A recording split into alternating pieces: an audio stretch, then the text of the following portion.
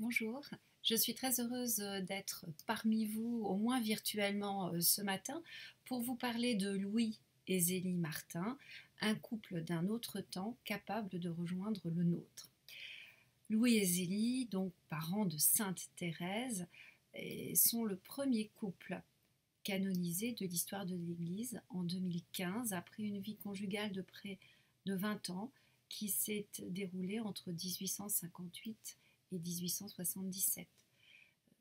Louis, devenu veuf inconsolable, accompagne la vocation de ses filles. Il entreprend même un pèlerinage à Rome en novembre 1887 pour prier pour la vocation de la jeune Thérèse. Il y a très peu d'autres exemples de couples canonisés ou sanctifiés. On songe par exemple à Sainte Elzéar et à Delphine de Sabran.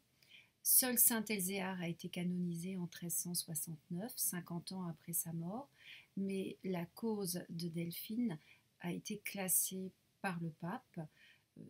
Il faut dire que le couple était assez particulier, puisque même à l'époque, on douta du caractère sublime de cette vertu, qui paraissait plus étonnant qu'imitable, puisque le couple avait décidé de rester continent.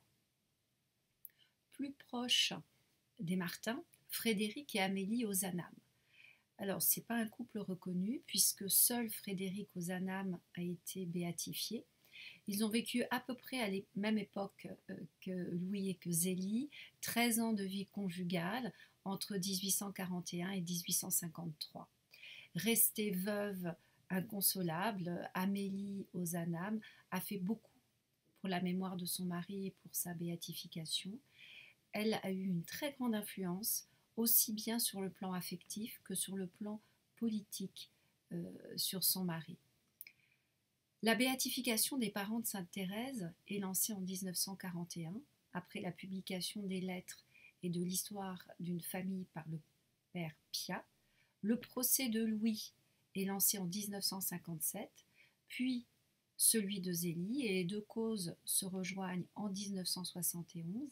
C'est Jean-Paul II qui les proclame en 1994 vénérables. C'est Benoît XVI qui les proclame bienheureux en 2008 pour avoir compris qu'ils pouvaient, je cite, se sanctifier non pas malgré le mariage, mais à travers, dans et par le mariage. Ce ne sont pas des dates anodines.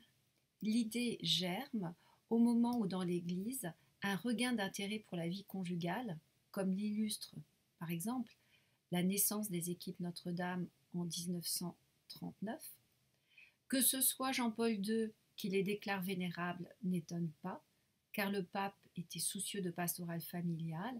Il a lui-même beaucoup écrit sur le sujet avant d'être élevé au pontificat.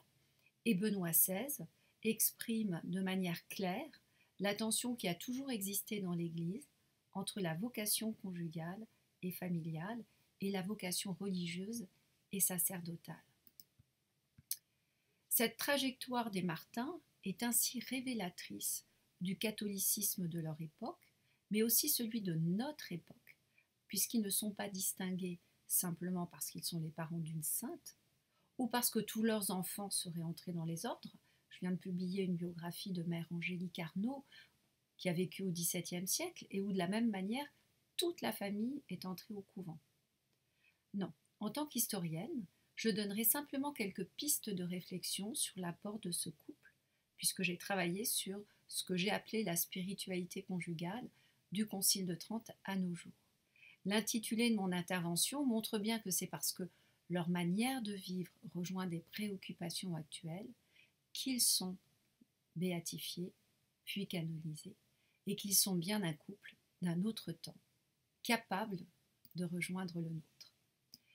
Voyons d'abord un regard sur la vie familiale dans des manifestations singulières et peu habituelles. En effet, ils ont fait de leur foi et du catholicisme quelque chose d'extrêmement vivant. Ce n'est ni pour lui, ni pour Zélie, une pratique routinière qui leur a été enseignée.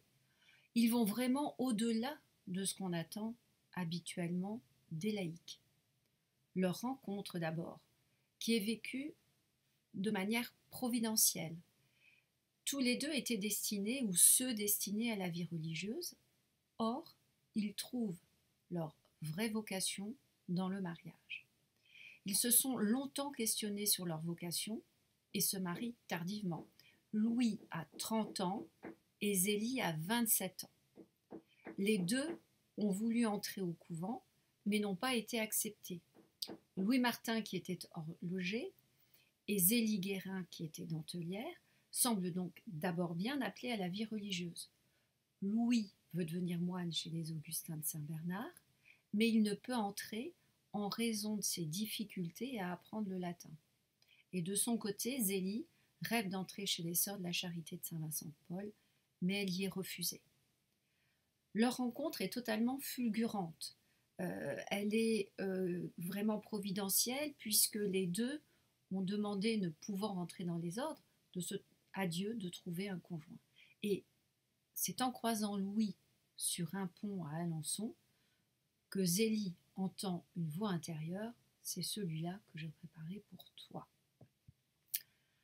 Sans doute est-ce pour cela qu'ils s'entendent au départ pour vivre une vie de continence perpétuelle, qu'ils poursuivent pendant 10 mois avant que leur confesseur ne les en dissuade et ne leur demande de revenir à une pratique plus normale. Alors ça n'empêche ce changement de trajectoire que ce couple est vraiment fondé sur la vie de foi. Ils font la prière en commun, il y a une participation active à la messe et des actes de charité envers les plus démunis qu'ils font soit ensemble, soit chacun de leur côté, mais en bien évidemment associant l'autre à leur action. Zélie va à la messe tous les matins à 5h30. Et à la naissance de Sainte Thérèse, elle explique qu'elle la cale dans son lit avec un oreiller et son berceau pour l'empêcher de tomber. Mais un jour, la petite est retrouvée par terre, heureusement sans s'être fait mal, ce que Zélie voit comme un signe du ciel. Et une autre fois, sa fille un petit peu plus grande lui dit, avant de se rendormir, qu'elle sera sage et que sa mère peut aller à la messe sans s'occuper d'elle. Elle doit à peu près avoir 2 ans à ce moment-là. D'une certaine manière, les Martins vivent dans leur foyer à la manière des religieux. Il y a une certaine pauvreté. Ce sont certes des entrepreneurs qui gagnent de l'argent, mais ils ont un sens du partage et de la pauvreté réelle.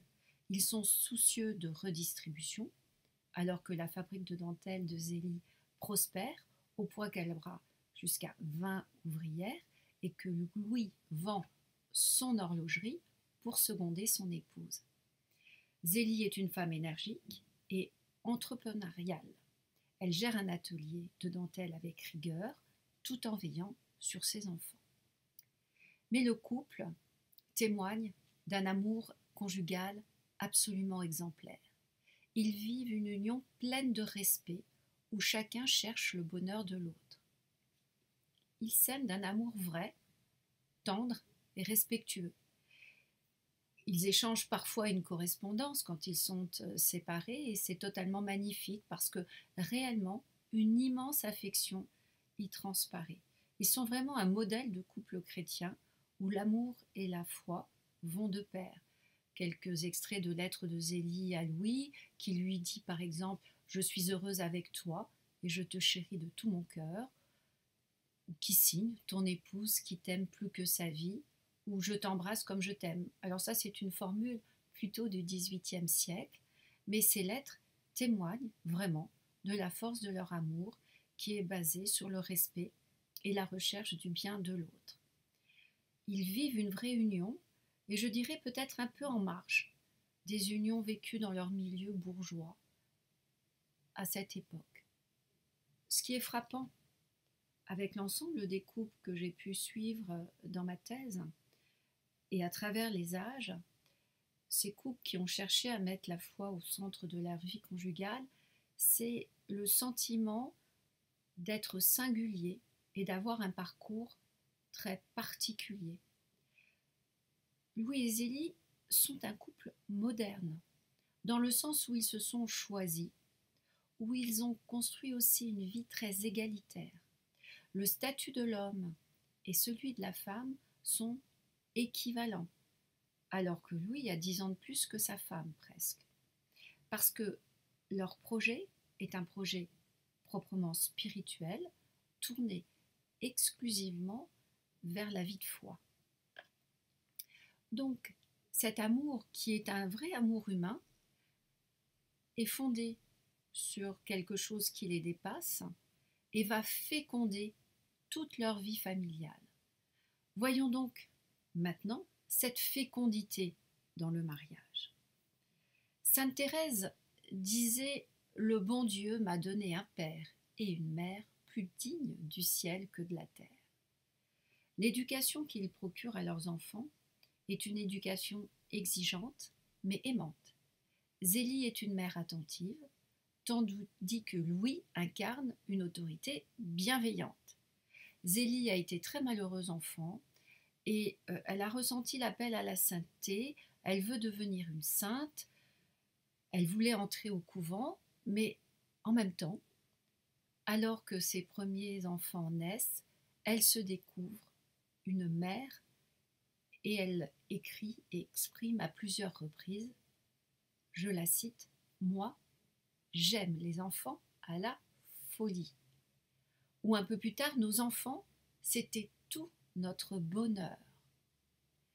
Et elle élève ses enfants, elle le dit, pour le ciel. Alors après avoir été un couple continent, ils sont un couple extrêmement prolifique, puisque entre 1859 et 1873, ils en ont eu 9. Seules 5 filles vivent, et ces 5 filles deviennent toutes religieuses. Zélie est douce mais ferme, elle inculque une grande exigence morale à ses filles. Louis est un homme plus réfléchi, plus contemplatif, il offre une présence apaisante et profonde, il aime jouer avec ses enfants, il leur raconte des histoires, notamment des histoires bibliques, il les emmène en promenade. La fécondité de ce couple va au-delà de la transmission de la vie, au-delà du biologique. Ils ne sont pas seulement des parents dans la chair, mais ils sont vraiment des parents dans l'âme. Ils accompagnent leurs enfants vers leur vocation, et la vocation qu'ils pensent être pour leurs enfants, c'est la sainteté. Zélie a tout de suite vu, par exemple, la profondeur de l'âme de Thérèse. Et Thérèse d'ailleurs dira après la mort de sa mère, je ne parlais à personne des sentiments profonds que je ressentais. Seule sa mère était capable de les comprendre, de les deviner. Ils entourent leurs enfants d'amour, ce que rapporte Thérèse. Toute ma vie, le bon Dieu s'est plu à m'entourer d'amour. Mes premiers souvenirs sont empreints de sourires et des caresses les plus tendres. Elle ajoute un peu plus loin, j'aimais beaucoup papa et maman et leur témoignais ma tendresse de 1000 manières, car j'étais très expansive. Ça, c'est une générosité permise, ce qui n'est pas vrai dans tous les milieux à cette époque, et pas forcément vrai dans les milieux bourgeois. On peut s'aimer, mais pas se le dire ou pas se l'exprimer. Or, la famille des Martin est une famille qui dégouline de bons sentiments, dégouline d'attention aux autres. C'est une famille très unie. Les sœurs s'adorent, même s'il peut y avoir quelques frottements et frictions, mais il y a une vraie chaleur humaine dans ce foyer qui s'exprime sans interruption. Ils sont capables de se le dire, ils sont capables de dire qu'ils s'aiment parce que pour eux, c'est l'essence même de la vie divine, c'est l'amour. Autre chose qui rend ce couple très fécond, c'est la manière dont ils ont passé les épreuves. Ils ont vécu leurs épreuves dans l'abandon à Dieu. Il y a eu la perte de plusieurs enfants, il y a eu la perte d'enfants en bas âge, la maladie de Zélie, le départ de leur fille au Carmel. Ils donnent un sens à leur souffrance. Le décès de leurs enfants, le décès de leurs proches, des problèmes de santé récurrents, la maladie de Zélie, des problèmes d'éducation avec certains de leurs enfants. En fait, toute leur vie est un témoignage de confiance en Dieu. Malgré des difficultés et les souffrances, leur foi demeure inébranlable. Lors du cancer du sein de Zélie, le pèlerinage à Lourdes, effectué 20 ans seulement après les apparitions, aurait dû délivrer Zélie, en tout cas elle a prié pour un miracle. En réalité, elle est revenue avec un état qui s'était empiré durant ce voyage extrêmement fatigant. Elle n'obtient pas le miracle demandé. Eh bien, elle en tire comme réaction que c'est parce que le bon Dieu veut qu'elle se repose ailleurs que sur cette terre. Thérèse a 4 ans et demi lorsqu'elle voit sa mère recevoir l'extrême onction. Elle décrit la scène alors que ce pauvre petit père était là aussi et qui sanglotait. Elle note bien que toute la famille est accablée et que les manifestations humaines de leur chagrin sont des vraies manifestations, que cette douleur n'est pas anéantie par leur foi et que cette douleur, elle ressort tous les jours de leur vie après la mort de leur mère. Mais finalement, toutes ces manifestations humaines font partie de la sainteté de ces époux qui se quittent à regret. Après le décès de Zélie, Louis endosse un amour vraiment maternel, comme le dit Thérèse, vis-à-vis de ses filles. On a là la figure d'un nouveau père. Nouveau père car on est frappé de l'intérêt qu'il porte à ses filles. Il leur fait faire de nombreux voyages. Par exemple, il va avec ses 2 aînés à l'exposition universelle de 1878 à Paris. Il leur fait faire un voyage touristique. Elle visite tous les monuments, elle s'arrête dans toutes les églises. Elle, réellement, acquiert une culture touristique incroyable pour cette époque. Et puis le couple qu'il forme avec son épouse n'est pas anéanti par la mort, il est poursuivi au-delà de la mort. La famille vit non pas dans le souvenir de Zélie, mais dans son aura et dans sa présence surnaturelle. Cette vie conjugale et familiale hors norme est certes singulière, mais elle peut être attachée à une tradition. Voyons enfin la tradition dans laquelle s'inscrit la vie conjugale et familiale de Louis et de Zélie. C'est une sainteté vécue dans le quotidien, avec des actes de patience et de service. Il montre qu'il est possible de s'aimer durablement, de construire une famille unie et de traverser les épreuves avec foi au-delà de la mort. Ont-ils vécu une spiritualité conjugale? Alors je dis oui, assurément. C'est une tradition qui, depuis le Concile de Trente, sans doute avant, mais depuis le Concile de Trente, où nous avons des sources, a mis en lumière l'éminence, dignité de la vie conjugale. Pourquoi se marier est la question sur laquelle s'est bâti le christianisme. Dans les premiers temps, l'annonce du retour rapide du Christ a pu figer certains comportements et sans doute encourager la multiplication des anachorètes. Puis la continence du clergé. Une hiérarchie s'est instaurée, qu'on présente ainsi. La femme mariée passe après la veuve, qui elle-même s'efface devant la religieuse. C'est saint Augustin qui a inventé la fameuse hiérarchie des 3 biens du mariage. Avoir des enfants, être un remède à la concupiscence et faire société.